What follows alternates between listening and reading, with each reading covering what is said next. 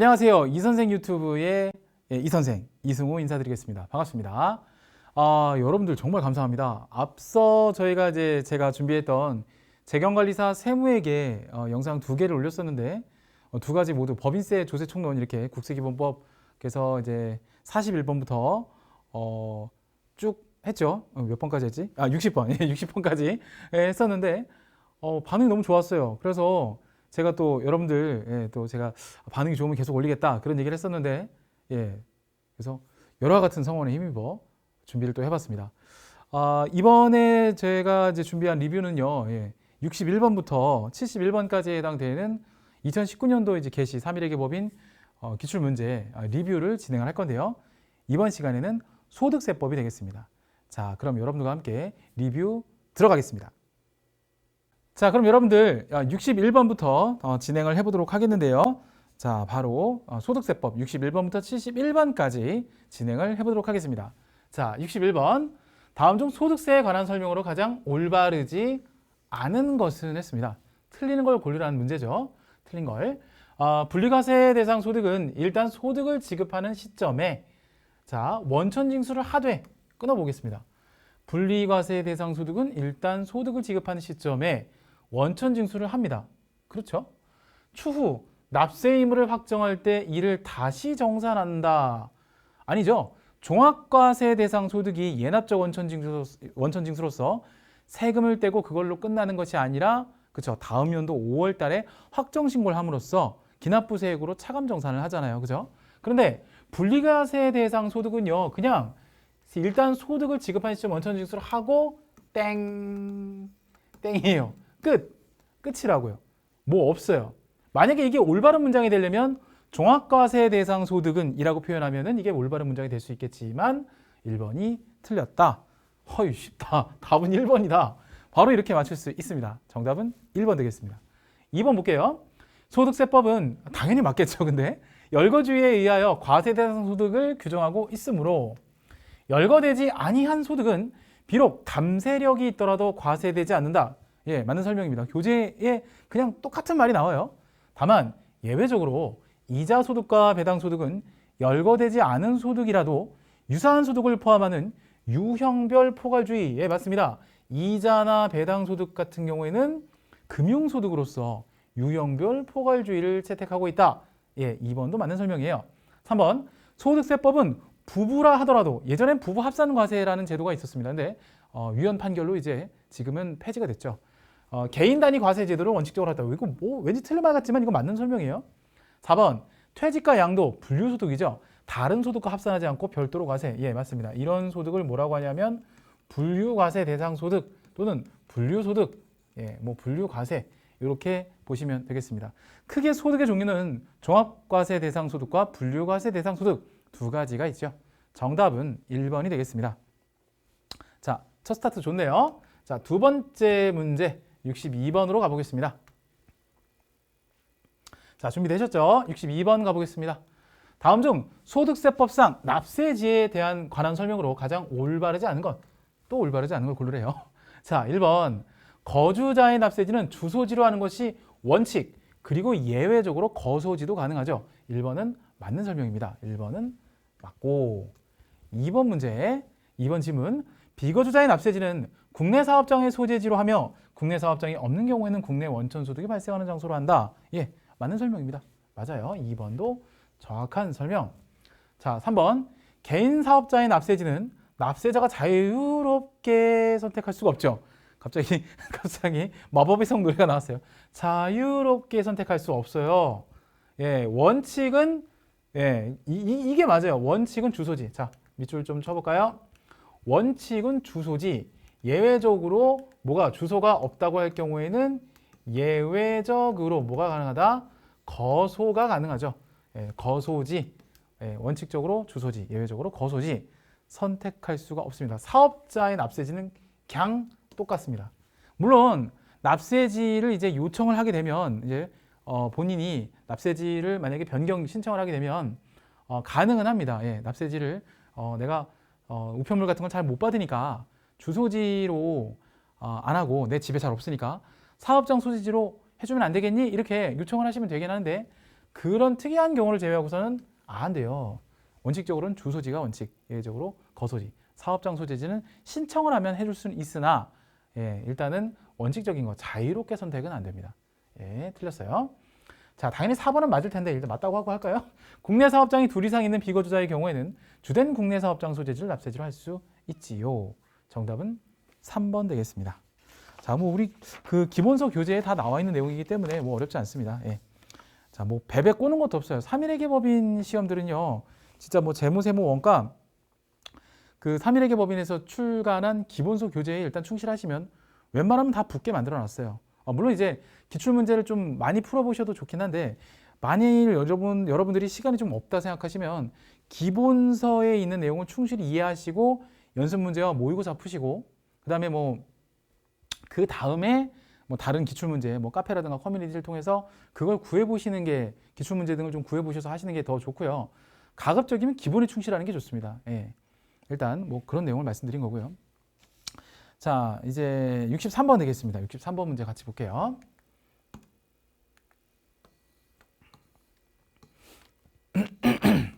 제가 오랜만에 용각산을 먹었더니 목이 좀 자꾸, 자, 제가 노이즈 필터링을 할지 몰라서 헛기침이 좀 나오더라도 이해해 주시기 바랍니다. 자, 63번 가겠습니다. 63번. 자, 이번에 또 나왔어요. 이자 배당, 금융소득이죠. 금융소득이라고 하면 이자소득과 배당소득에 대한 내용을 얘기하는 건데, 올바르지 않은 건 또 틀린 걸 고르래요. 자, 1번 금융소득 종합과세란 이자소득과 배당소득을 종합소득에 합산하여 누진세율, 맞아요, 초과 누진세율이죠, 과세하는 제도이다. 정확한 설명입니다. 자, 두 번째, 비실명으로 가입한 저축 등에서 발생하는 이자소득은 높은 세율 42%를 때립니다. 엄청 세게 때려요. 여기 뒤에서 한번 나오거든요. 42%의 높은 세율 과세하기 위해, 자, 무조건 분리과세한다. 이게 법 취지가 그렇습니다. 엄청 온팡 세게 때리기 위해서 일단 따로 빼놔요. 나 일로 와봐. 너 비실명? 확 엄청 세게 두드려 패요. 맞습니다. 잠깐만. 1번도 맞고 2번도 맞고. 여기까지 순조롭네요. 3번. 보통예금의 이자소득은 원칙적으로 실제로 지급받은 날을 수입시기로 한다. 현금주의가 원칙이죠.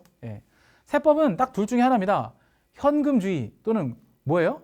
약정주의, 권리의무 확정주의로 가거든요. 그럼 발생주의는요, 예외적으로 몇 가지만 수용합니다. 법인세법이 그렇죠. 그래서 제가 이제 수업할 때, 오프라인 수업할 때 그렇게 얘기해요. 미수수익 있죠. 이자수익, 미수수익으로 인한 이자수익은 안 되고, 입금 불산입하고 세무유보 발생이죠. 그 다음에 미지급 비용으로 인한 이자 비용은 된다. 왜요? 기업회계 기준을 준용하니까, 수용하니까, 뭐 그렇게 설명을 합니다. 일단 뭐 그렇고요. 답은 일단 3번도 맞으니까 상대적으로 4번이 답이 되는데 왜 틀렸는지 볼게요. 야, 이거 너무 몰아간다. 문제를 풀다 보면요, 이렇게 싹 몰아가는 느낌이 나는 게 있어요. 그게 정답이에요. 주권 상장법인으로부터 받은 현금 배당금은, 끊어보자, 배당소득이죠. 금액에 상관없이 무조건 종합과세 대상 금융소득이다? 뭔 소리야. 일반적인 배당이죠. 그죠? 내국법인으로부터 받은, 주권 상장법인으로 받은 현금 배당금은 2천만 원의, 그죠, 조건부 종합과세 기준을 적용합니다. 그러니까 무조건 종합과세가 아니라 2천만 원 이하는, 그죠, 분리과세세율로 적용하고, 그 다음에 분리과세로 납세 의무가 종결되는데, 2천만 원을 초과할 경우에는 이제 꼭 2천만 원 이하는 일단은 종합과세를 다 합니다. 근데 세율 적용만 틀리죠. 어쨌든 그래서 무조건 종합과세 대상 금융소득이다? 너무 몰아가잖아. 이건 아니지, 그죠? 정답은 4번. 이렇게 잘 읽어보면 답이 나와요. 자, 넘어가겠습니다. 근데 제가 자꾸 화면에서 나타났다 없었다 나타났다 없었다 하는데, 제 스타일입니다. 여러분한테 큰 화면을 좀 보여드리려고 하다 보니까 이게 이렇게 제가 이렇게 자리를 많이 이렇게 차지하고 이쪽에 이렇게 다 몰아봐요. 그럼 되게 작게 잘 안 보이잖아요. 주로 이거 스마트폰으로 보시는 분들 많을 텐데, 그래서 제가 머리통이 좀 크긴 합니다만, 나갔다가 없었다 나갔다 없어지면 안 되지. 나갔다가 이렇게 들어왔다가 이렇게 할 수 있어요. 알겠죠? 좀 이해해 주세요. 제 마음대로 할 겁니다. 이런 오버액션은 오히려 여러분 뭐 대형 이렇게 제작사들한테는 사실 힘들죠. 항상 그런 이제 그 정형화된 틀을 좋아하시는 그런 이제 동영상 제작 업체들은 사실 강사의 자유로운 어떤 부분들을 물론 편하게 하시라고 하지만, 제가 좀 예전에 경험이 있지 않습니까? 해보고 나면 안 돼요. 특정 회사 이름 거론하시면 안 돼요. 뭐 하시면 안 돼요, 안 돼요, 안 돼요, 안 돼요, 안 돼요, 안 돼요. 예, 다 안 된대요. 그래서 제 맘대로 하고 싶어서 지금 제 맘대로 하고 있습니다. 오히려 이게 더 내추럴하고 여러분들한테 좀 더 편하게 느끼지 않을까 싶어서 예, 좀 최대한 내추럴하게 하고 있습니다. 예, 이게 만약에 마음에 드시면 예, 저한테 좀 댓글 좀 달아주시고 예, 좋아요 좀 눌러주시면은 정말 감사하겠어요. 예, 제가 틀리지 않았다는 거니까요, 그죠? 예, 편하게 가겠습니다. 예. 자, 예, 너무 업됐어요. 텐션을 좀 다운 시키고 64번 보겠습니다. 다음 중 소득세법상 근로소득에 관한 설명으로 가장 올바르지 않은 것은 없나 가장 올바르지 않은 것은 그죠? 앞에 선생님이 실수도 좀 하고 예, 좀 진상짓도 좀 하고 그래야 재밌지 않겠습니까? 그죠? 예, 그래서 저는 욕은 안 해요. 예, 선을 넘기는 한데 욕을 할 수도 있겠구나, 그죠? 예, 좀 봤는데 문제가 너무 그냥 쉣막 이러면 욕을 할 수 있는데 3일의 개법인 시험 문제는 욕할 게 사실 없어요. 예, 뭐 이렇게 한국세무사의 전산세무회계나 AT 자격 시험 같은 경우에는 조금 이거는 좀 출제자가 약 빨고 만들고 아닌가 뭐 이런 것들은 욕을 할 수 있는데 얘는 욕할 게 없어요, 사실. 어차피 책에서 다 나오기 때문에 기본서에서 다 나옵니다. 예, 그러다 보니까 뭐 지금 이 문제도 기본서에 있는 문제예요. 예, 다 보면 뭐 기본서가 다 나와요. 예, 진짜 그렇습니다. 자, 아무래도 이제 동영상에 뭐 특정 업체를 거론하지 말라고 하고 아니 그럼 뭐 얘기하기 좋을 게 가장 삼성전자가 얘기하기 좋잖아요. 삼성전자 얘기하지 말래. 뭐 어디라고 얘기 안 하겠습니다. 이게 어떤 동영상 제작 업체에서 그랬어요. 교수님 그거 하시면 안 돼요. 딱 이렇게 난 그럼 뭐라고 얘기해야 되나. 강사의 텐션이 떨어집니다. 예, 근데 이제 뭐 제 맘대로 하니까. 예, 제 장비예요. 제가 만들었어요. 제가 돈 들여서 샀어요. 제 장비예요. 물론 카드를 긁었지만 예, 어쨌든 예, 이게 좀 나은 것 같습니다. 예, 여러분의 다가가기가 좀 나은 것 같아요. 어쨌든 예, 그냥 할게요. 자, 1번 틀린 거 고르라는 거예요. 근로소득. 사내 근로복지기금을 통하지 않은 자녀장학금은 원칙적으로 근로소득에 포함된다. 예, 맞습니다. 예, 1번 맞아요. 맞고 사내 근로복지기금이라는 거는 이제 근로자들의 어떤 공공복리를 위해서 만드는 일종의 기금이죠. 우리 연금처럼. 예, 우리 연금은 두레와 향약이 생각나죠. 예, 모두가 공통적으로 이제 다 개돈 타먹듯이 예, 엄마 개돈 그렇게 타먹고 하자는 주의인데 사내 근로복지 기금을 통했다라고 하면 이건 예, 근로소득에 포함되지 않습니다. 예, 맞습니다. 자, 2번 근로자 근데 이제 사내 통하지 않으니라고 되어 있으니까 이건 당연히 반대로 생각하면 이렇게 뒤집기로 생각하면 근로소득에 포함하는 거예요. 자, 그다음 2번 근로자 또는 배우자의 출산이나 6세 이하 자녀의 보육과 관련하여 사용자로부터 지급받는 급여는 전액 비과세라고? 전액 비과세? 10만 원이잖아요. 10만 원. 그죠? 출산 6세 이하 자녀 보육과 관련한 사용자로부터 지급받는 급여 이게 10만 원이죠. 10만 원. 월정 10만 원까지는 비과세가 적용이 되죠. 특히나 이제 출산보다는 6세 이하 자녀 보육이죠. 예, 그죠?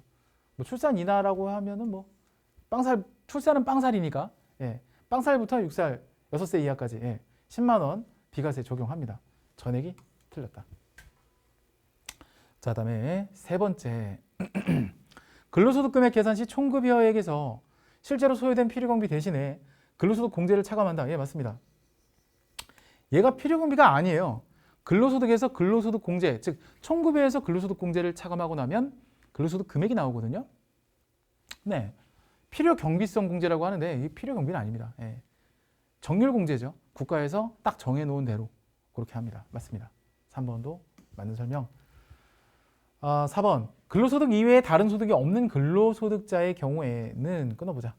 연말정산을 통해 모든 납세 절차가 종결되어 과세표준 확정신고를 하지 않아도 된다. 사실 보통 모든, 반드시, 항상, 언제나 뭐 이런 식으로 나오면 뭔가 몰아가는 느낌이 드니까 얘가 틀렸지 않았나라고 색안경을 끼고 볼 수가 있긴 있어요. 근데 우리는 이제 나중에 설명드리겠지만 근, 퇴, 공, 연 얘네들이 있어요. 근퇴공연. 근로소득만 있는 자, 퇴직소득만 있는 자, 공적연금소득만 있는 자, 연말정산 대상 사업소득만 있는 자. 얘네들은 얘네들끼리만 유닛 활동을 하면 그룹으로 모이는 게 아니라 얘네들끼리만 유닛 활동을 하면은 그때는 확정신고를 하지 않아도 됩니다. 잊지 마세요. 근, 퇴, 공, 연. 그런데 얘네 잠깐만 다시 백. 자, 퇴직소득의 경우에는 분류소득이라는 특징이 있다 보니까 얘랑 얘 이렇게 접목을 해도 확정신고 안 해도 되고요. 얘랑 얘 이렇게 확정 신고 안 해도 됩니다. 얘랑 얘 이렇게 해도, 그러니까 퇴직하고의 조합은 전부 뭐예요? 확정 신고할 필요가 없어요. 알겠죠? 그래서 일단은 4번도 맞는 설명. 예. 왜냐하면 근로소득만 있는 자는 뭐예요? 예. 연말정산으로서 원래는 종합소득 확정신고를 해야 되지만 근로소득만 있는 자, 근로소득 이외에 다른 소득이 없는 이라고 되어 있기 때문에 말꼬리를 자꾸 물고 늘어졌지만 한마디로 줄이면 근로소득만 있는 자를 얘기하는 거예요. 그러면 확정신고할 필요가 있다 없다? 없다. 맞는 설명. 예, 이렇게 보시면 되겠습니다. 정답은 2번이 되겠습니다. 자, 되셨을까요? 넘어갈까요?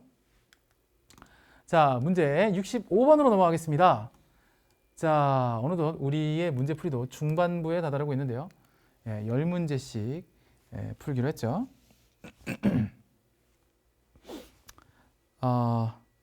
제가 천기누설 하나 하겠습니다. 예. 원래는 20문제씩 풀기로 했었어요. 처음에 이걸 기획할 때. 그래서 제가 주말에 나와갖고 촬영을 하려고 이렇게 와서 20문제를 실제로 풀었어요. 아, 진짜. 예, 근데 마이크에 배터리가 나가갖고 나 혼자 떠들고 있더라고.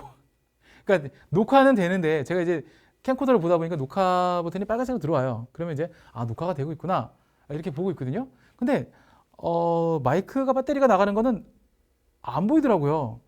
나 혼자 이러고 있던 거예요, 계속. 얼마나 빡이 치던지. 빡친다는 표현은 선을 넘지 않습니다. 예. 얼마나 빡이 치든지. 그래갖고 바로 그냥 접고 집으로 갔습니다. 그리고 나서 착한 생각을 하면서, 즐거운 생각을 하면서, 행복한 생각을 하면서 그러면 혹시나 마이크가 나가더라도, 또 혹시나 녹화 버튼을 안 누르고 내가 실수로 녹화를 하더라도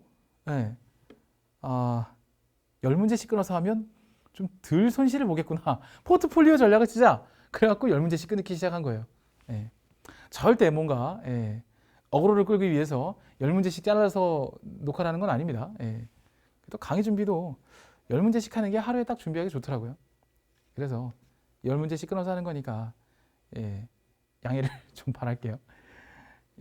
너그러운 우리 구독자분들, 시청자분들 너그럽게 이해해 주시기 바라고요. 닥치고 문제 풀겠습니다.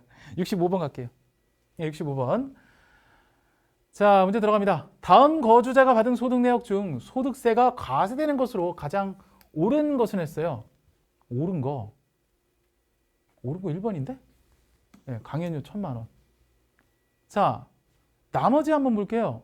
학술, 종교, 제사, 자선, 기타 공익을 목적으로 하는, 자, 여기 밑줄 쳐볼까요? 공익신탁에서 발생한 이익. 얘는 금액과 상관없이 일단 비과세 소득이에요. 공익신탁의 이익. 이자 소득 중에서 비과세 소득이죠.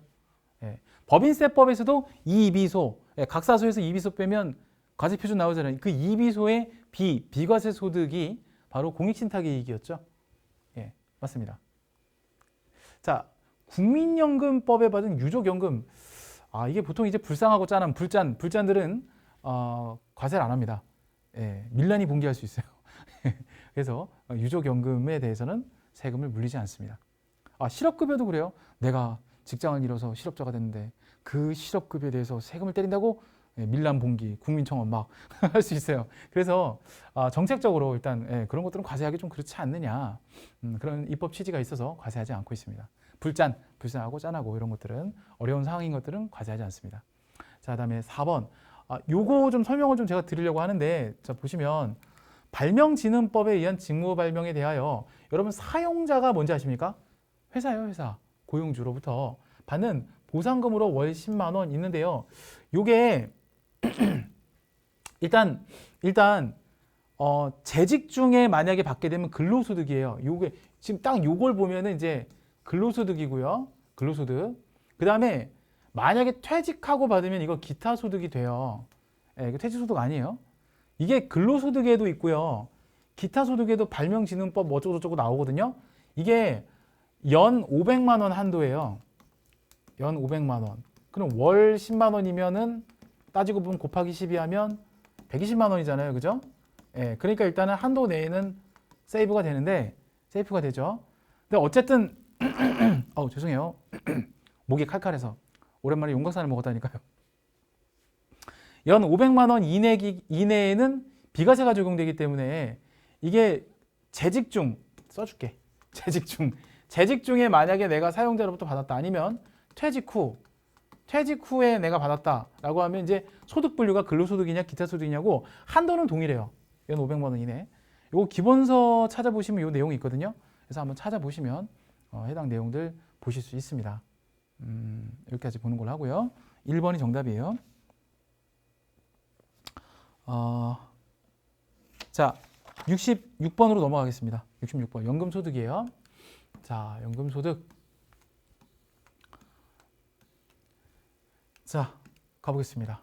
다음 중 연금소득 과세 구조에 대한 설명으로 가장 올바르지 않은 것 했어요. 국민연금 납입액은 종합소득금액 계산 시 전액소득공제. 예. 자, 우리가 공적연금이 있고 사적연금이 있어요. 공적연금은 소득공제 대상이고 사적연금은 세액공제로 가거든요. 여기서 공적연금은요, 전액소득공제. 근데 보험료도 그래요. 보험료도 공적보험료가 있고 사적보험료가 있거든요. 공적보험료는 전액소득공제. 사적보험료는 그죠, 장애인 전용 보장성 보험이나 그다음에 일반 보장성 보험 각각 100만 원을 공제 대상 금액으로 해서 12%, 일반 보장성은, 장애인 전용 보장성은 뭐 15% 이렇게 세액 공제를 해주잖아요. 그래서 일단 공적들은 이렇게 국민연금이나 뭐 사립학교 교직원연금, 군인연금 이런 것들, 공무원연금 이런 것들 포함해서 모든 연금 시리즈들은, 공적연금들은 모두 전액 소득공제가 됩니다. 1번은 맞습니다. 산업재해 보상보험이라고 하는데 산재보험이에요. 갑자기 불짠이 나오죠. 불짠, 전액 비과세. 불짠은 과세하지 않습니다. 불짠. 자, 연금계좌 인출액 중 연금소득에 해당되는 금액이 연 1200만 원 이하인 경우, 자, 이게 바로 사적연금이죠. 우리가 사적연금 총수익 금액이 1년에 1200만 원 이하인 경우와, 그리고 또 뭐가 있죠? 예, 기타 소득 금액이 연 300만 원 이하인 경우에는 납세자의 선택에 따라서 뭘 할 수 있어요? 선택적 분리과세 할 수 있죠. 종합과세도 선택할 수 있고 분리과세도 선택할 수 있고, 그거 얘기하는 거거든요. 이게 어디서 많이 나오죠? 사실 재경관리사 회계관리 시험보다는, 그렇죠, TAT 1, 2급이나 전산세무 1, 2급에서 이걸 우리가 수험자가 판단해서 우리가 소득공제 되느냐 안 되느냐, 특히나 사원 등록할 때, 사원 등록 입력할 때 그거 많이 나오거든요. 좀 알아두시면 도움이 돼요. 여러모로 써먹을 수가 있죠. 그래서 선택에 따라 분리과세를 적용받을 수 있다. 예, 맞습니다. 예, 맞는 설명이에요. 여기서 연금계좌 인출액이라고 하면 사적연금이라고 보셔도 크게 무방합니다. 자, 그다음에 4번을 볼 건데요. 과세 이연된 퇴직소득금액, 퇴직연금을 얘기하는 거죠. 퇴직연금이에요, 이게. 이연 퇴직소득이죠. 자, 예를요, 연금 외 수령한 경우, 자, 기타 소득이 아니라 이때는 퇴직소득으로 봅니다. 퇴직소득. 요거 정리 좀 해드릴게요. 여기 잠깐 제가 좀 준비를 해갖고 왔는데, 이 이연 퇴직소득 같은 경우에는 요게 잘 보시면, 만약에 내가 연금을 형태로 받았다. 사실 이제 퇴직연금이나 뭐 일반 연금은요, 연금으로다가 수령을 했다라고 하면 그냥 다 연금소득이에요. 연금으로 받으면 연금소득이지 뭐 다른 게 있겠어요? 근데 연금 왜 수령했다고 돼 있잖아요. 연금 왜 수령. 이러면 요거는 퇴직소득이에요. 퇴직연금의 경우에는. 그러니까 퇴직 잠깐만요. 자, 퇴직소득. 제가 글씨가 안 이쁜 건요, 제 잘못이 아니라 전자칠판 센서가, 전자칠판이 사실 그렇더라고요. 막상 써보니까 내 마음대로 잘 안 써져요. 자, 하여튼 뭐 그렇고요. 요거 이제 과세 이연된 퇴직소득 금액, 요게 이제 뭐냐면 이연 퇴직소득, 퇴직연금이라고 생각하시면 돼요.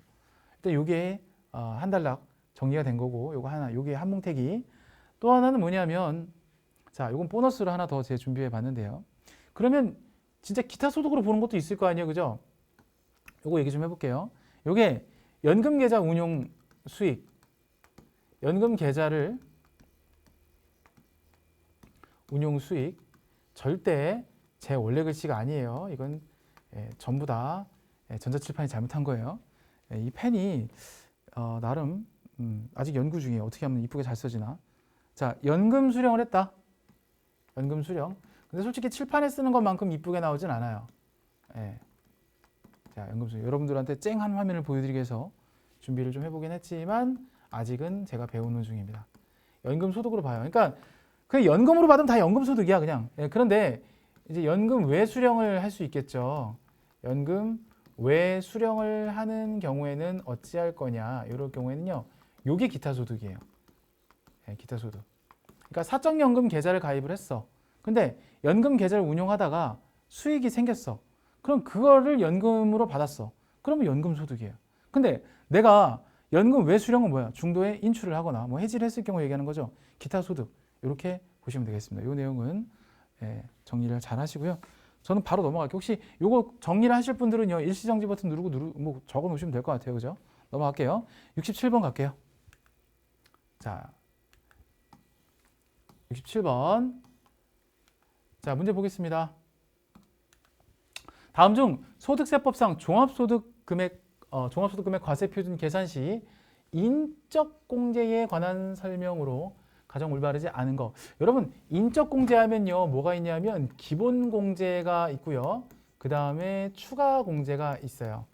예, 기본 공제가 있고 추가 공제가 있어요. 이것만 잘 보시면 되는데, 자, 1번부터 같이 볼게요. 1번. 인적 공제 제도는 거주자의 최저 생계비 보장 및 부양가족의 상황에 따라 세부담의 차별을 두어 부담 능력에 따른 과세, 부담 능력에 따른 과세가 응능과세거든요. 응능과세의 원칙을 실현하기 위한 제도이다. 예, 맞습니다. 우리 시험 기본소, 시험이래. 기본소 교재를 봐도요. 능력에 따른 과세, 응능과세의 원칙 뭐 이렇게 나와요. 그 응능과세가 능력에 응하여 능력에 상응하는 세부담을 지게 하겠다라는 그런 내용입니다. 맞는 내용이에요. 1번은 맞고 맞아. 자, 2번. 모든 거주자는 별도의 조건 없이 본인에 대한 기본공제 150만 원 적용받을 수 있다. 이거 맞거든요. 왜냐하면 우리가 항상 색안경을 끼고 봐서 그런지 몰라도 모든, 항상, 반드시, 언제나 뭐 이런 것들은 대부분 틀린 지문들이 많아요. 근데 여기서 모든은 맞는 모든이에요. 그래서 우리는 항상 기본서에 입각한 충실한 이론 내공을 가지고 있어야 돼요. 3일의 개법인은 어쩔 수 없어요. 책에 없는 거 내면 책이 안 팔려요. 그래서 책 안에서밖에 낼 수가 없어요. 뭘 만들어서 할 수가 없어요. 그러니까 여러분들은 책 안에서 충분히 그것을 준비를 하시면 됩니다. 물론 이제 최근에 응용 문제가 나오는 것 같긴 해요. 근데 그것 때문에 당락을 좌우하지 않습니다. 그래서 이것도 책에 있는 내용들이고 책에 있는 지문들이에요. 대부분 그렇습니다. 물론 이제 전에 안 내던 거를 그러니까 내는 경우는 있긴 있어요. 그리고 또 이 정도쯤이면 맞추지 않을까 싶은 것들도 있고, 정 안 되면 우리가 왜 첫 번째 1강 때 풀어봤던 그 있었죠. 압류가 정답이었던 거. 몇 번이야? 몇 번이었지? 문제집 여러분 다 갖고 계시죠? 44번. 소멸시효 정지사유가 아닌 거.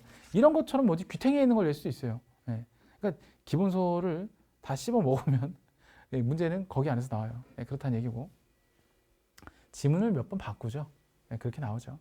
문제은의 특성상 그렇습니다. 자, 3번. 소득세법상 일정 요건을 충족하면 추가로 공제해주는 경로우대 공제 및 장애인 공제 등은 여기서 끊어보자. 이게 일정 요건을 충족하면 추가 공제에 대한 내용을 하는 건데, 비록, 자, 여기까지 맞아요. 근데 비록 기본 공제 대상자에서 제외되었더라도 여러분 기본 공제가 되어야 추가 공제가 되는 거고, 기본 공제가 안 되면 추가 공제도 안 되는 게 정상입니다. 제가 수업 시간에 오프라인 수업할 때 학생들한테 그런 얘기를 해요. 야, 블랙박스를 샀어. 차가 없어. 그거 말이 돼? 그죠? 아니, 차를 사고 나서 블랙박스를 달아야지. 블랙박스만 들고 다니면은 그게 돼요? 안 되잖아요. 그죠? 그거 봐. 지금 여러분들 그죠? 어머 하시는 분들 계세요. 그죠? 확 와닿죠. 그죠? 저는 이제 그렇게 얘기합니다. 제가 또 마침 그때 블랙박스를 교체해갖고 갑자기 생각나더라고요. 그래서 갑자기 야, 블랙박스만 들고 있으면은 그 차는 없잖아. 이게 말이 돼? 블랙박스만 들고 다닐 거야? 도로로? 그거 아니잖아요. 그죠? 그건 말이 안 되잖아요. 그죠? 내비게이션만 들고 다닐 거야? 그것도 아니잖아요. 그죠? 예. 자, 그렇게 생각하셔도 됩니다. 자, 그런 내용이고요. 아이고.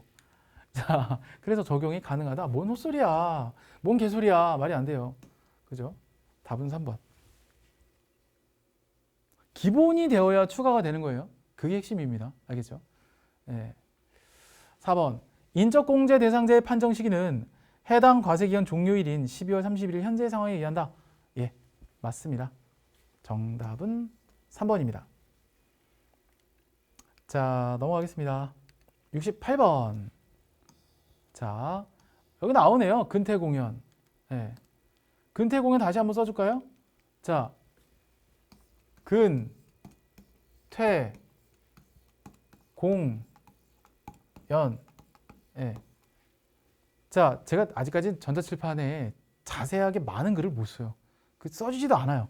그러니까 일단 저한테 많은 걸 바라지 마시고 제가 일단 이렇게 해드릴게요. 근로소득만 있는 자, 퇴직소득만 있는 자, 공적연금소득만 있는 자, 연말정산 대상 사업소득만 있는 자, 예, 이렇게 보시면 되는데요. 퇴직소득만 있는 자는 요거랑 요렇게 조합되고 아까 얘기했어요. 그죠? 자, 그러면 확정신고, 이번에 확정신고를 해야 하는 사람이 누구냐? 답은 4번. 왜? 이거는 빼박이거든. 사업소득이거든. 사업소득. 그리고 마지막하게 힌트를 하나 줬어요. 부자 할머니 세금 내야죠. 우리 부자 할머니 세금 내셔야 돼요. 자, 1번. 삼진전자에 근무하고 있고 근로소득 이외에 소득이 없대요. 근로소득만 있다고 돼 있잖아요. 됐죠? 그 다음 두 번째. 강릉 상사에 근무하다가 단기에 퇴직하여 퇴직금을 수령하였고 마음 아프다. 아직까지 취직을 못하고 있대요. 어쨌든 퇴직금을 수령했대요. 순서대로 낸 것 같은데? 2억 원의 정기예금에서 매년 1,000만 원씩 이자를 매년 1,000만 원씩 그러면 뭐 이거 괜찮은 직업인데 수령하고 이 이자 소득만으로 생활하고 있대요. 그 왠지 왜 이걸 보는데 왜 불쌍해 보이지 않지? 이자만 1년에 1,000만 원이면 한 달에 이자가 거의 뭐 100만 원 좀 안 되게 들어온다는 얘기잖아요. 부럽다. 저도 가만 있어봐. 잠깐만. 매년 이자가 1,000만 원이면 매년 이자가 1,000만 원이면 시중금리를 1%라고 놓고 보면 얼마가 있다는 거야? 10억?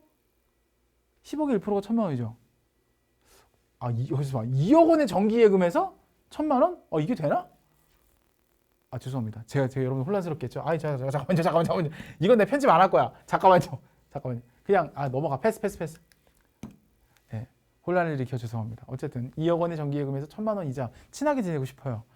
이자를 수령하고 이 이자 소득만으로 어쨌든 이자 소득만이라고 돼 있죠. 근데 이자 소득이 1년에 1,000만 원이면 2,000만 원 이하 분리과세를 적용할 수 있는 대상이기 때문에 이거는 근태공연 플러스 분리, 분리자 들어가는 어쩌고 저쩌고들도 들어간다면 역시나 뭘 안 해도 돼요? 확정신고 안 해도 됩니다. 분리과세는 완납적 원천징수로서 납세 의무가 그죠? 세금 떼고 끝 이렇게 들어가죠. 우리 61번 문제에서도 풀어봤었죠. 그래서 이것도 확정신고를 하지 않습니다. 알겠죠?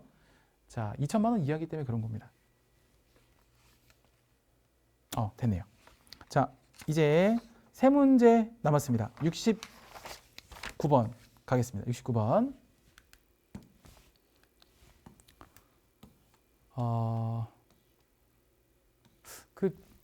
첫 번째 영상에서 어느 분이 저한테 힘을 내는 말씀해 주셨는데, 이런 말씀해 주셨어요. 뭐라고 얘기해 주셨냐면, 선생님은 뭐 이렇게 졸립지가 않대요. 그래서 왜 졸립지 않아요? 그랬더니, 제가 사실 싫어하는 게 있어요. 뭐냐면, 이렇게 하는 거 되게 싫어해요. 그러니까 너무 졸립잖아. 안 그래도 인터넷 강의도 졸립고, 그냥 오프라인 강의 때도, 이 무슨 얘기인지 아시죠? 그러니까, 다음 중 소득세법상 세액공제에 대한 설명으로 가장 옳은 것은 뭐 이렇게 얘기하는 거 있잖아요. 그렇대요. 보통 이제 회계하는 분들의 이미지를 제가 저희 처형한테도 한번 물어봤습니다. 저희 처형이 학습지 쪽 일을 하시거든요.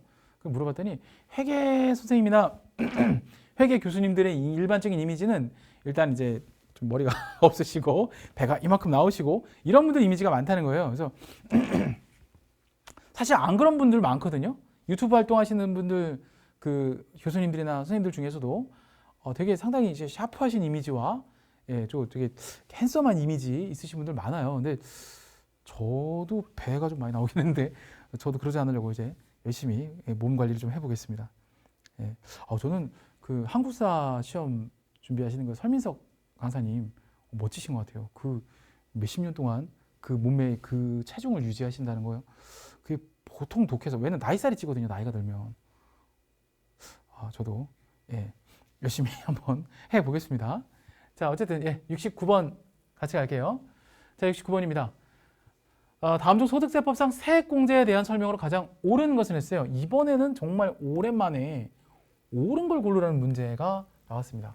옳은 것은 자, 1번 연간 소득 금액이 1,000만 원인 자녀에 대해서도 연간 소득 금액이 1,000만 원이면 뭐 아무것도 안 되지 않나요? 자녀 세액 공제를 신청할 수 있다? 아니요, 없어요. 네, 없습니다. 기본공제 대상자가 아니면 자녀 세액 공제 신청할 수 없습니다. 소득 제한이 있어요. 자, 그리고 나이 제한도 있죠. 사실 자녀 세액 공제 같은 경우에는 이제 빵살부터 6살까지는 그 자녀 보유 수당을 지원받기 때문에 얘네들은 안 되죠. 그래서 7살부터 만으로 20살까지만 자녀 세액 공제 대상이 되죠. 자, 2번. 근로소득이 없는 사업소득자. 그러니까 사업소득자죠. 그냥 사업소득자. 보험료 세액 공제 받을 수 없어요. 이건데? 답 2번이에요. 2번. 순간 제가 문제지를 이렇게 풀어갖고 수업 준비를 해갖고 왔는데 이거 내가 혹시 틀린 답했나? 그래서 한번 본 거예요. 그렇구나. 그죠? 자, 3번. 어린이집, 유치원에 납부한 급식비, 요거 교육비 세액 공제 받을 수 없습니다. 잠깐만, 받을 수 없다? 잠깐만. 받을 수 있죠? 왜 없어요? 받을 수 있다. 깜짝아. 깜짝아. 이게 안 되는 게 있고 되는 게 있어요. 근데 어린이집이나 유치원에 납부한 이제 수업료, 급식비 뭐 이런 것도 다 되거든요. 근데 한번 전산세무회계 시험에 그딴 문제가 나왔어요. 어린이집하고 유치원에 납부한 현장 체험 실습비. 근데 현장 체험 실습비는요. 이제 초, 중, 고등학교 밖에 안 돼요. 근데 이제 대학교 현장 체험 실습비가 나오려나? 근데 어쨌든 초, 중, 고 여태까지 나온 거는. 그래서 요건 해당 사항이 물론 없는 문제긴 하지만 어쨌든 어린이집 유치원 나오면요. 요즘에 좀 하나의 트렌드가 현장 체험 실습비 나오면은 그거는 공제 대상이 안 됩니다. 알겠죠? 조심하세요. 요거. 이것도 틀렸어요. 있다. 급식비는 해줍니다. 먹는 건 해줘요. 자, 그다음에 4번. 연금계좌 세액 공제는 근로소득자만이 아니고요. 그냥 사업소득자도 되고 됩니다. 틀렸습니다. 종합소득이 있는 거주자라고 표현하면 맞겠죠? 정답은 2번이 맞고 나머지는 다 틀렸어요. 70번 가겠습니다. 70번.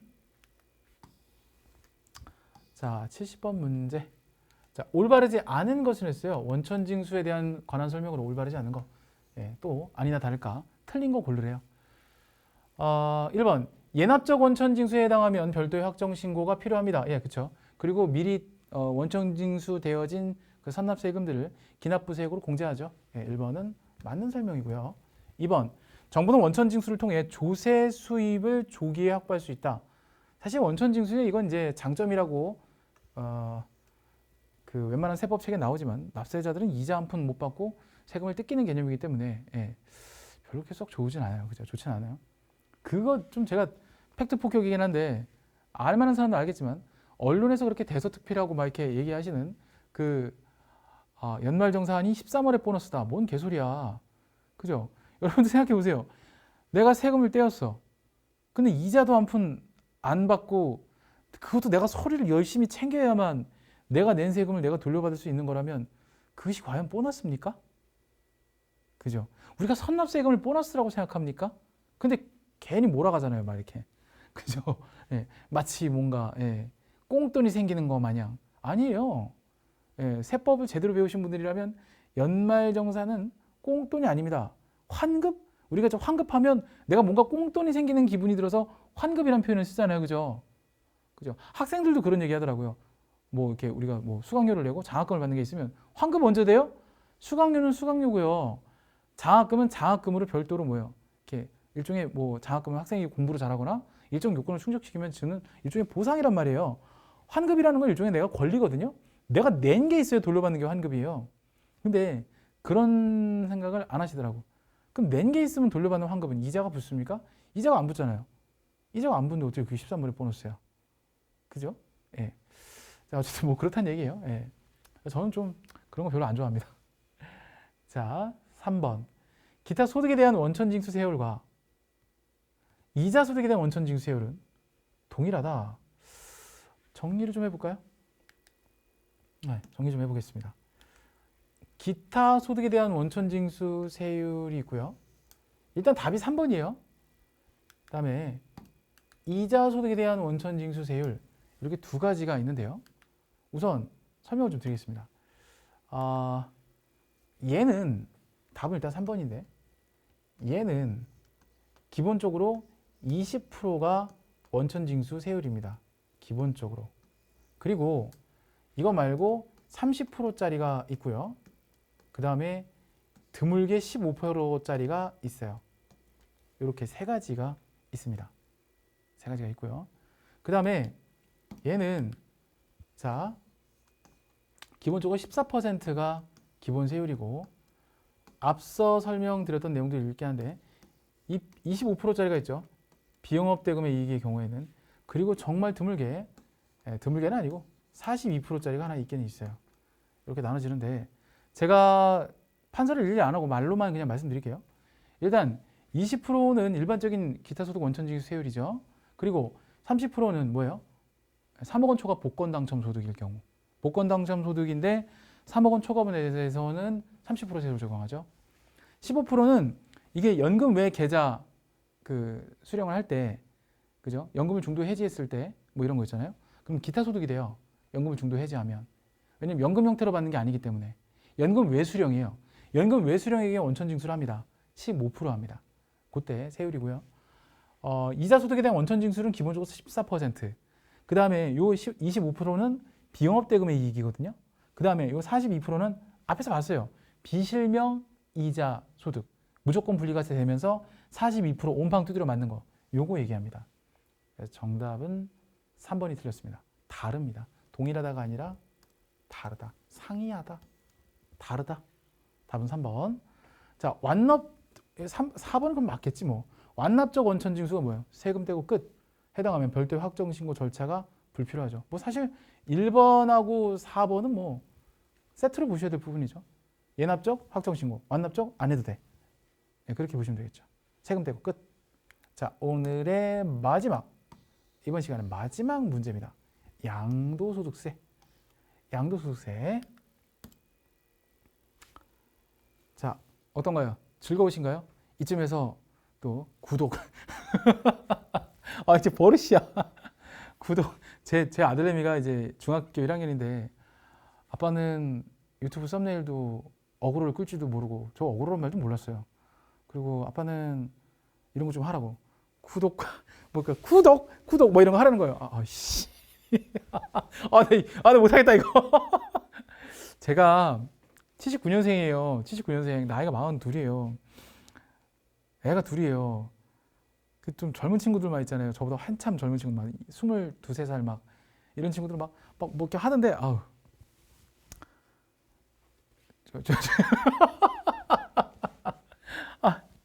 제 편집 안 할 거예요 이거 그냥. 여러분들 너무 아쉽죠? 더 많은 강의를 위해서 반응을 많이 보여주세요. 그러면 여러분 구독과 좋아요를 못하겠다.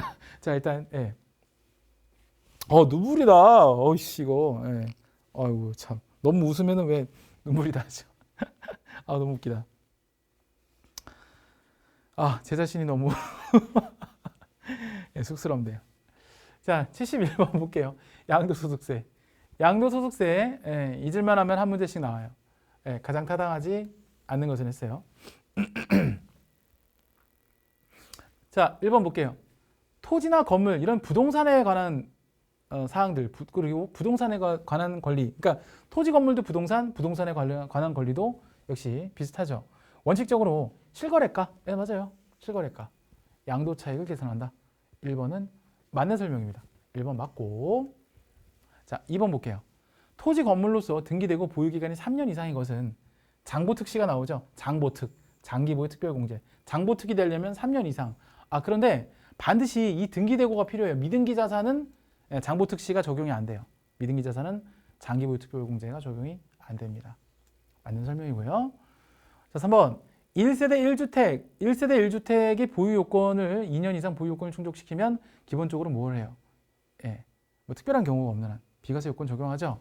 근데 등기 이전을 안 했대. 잠깐만.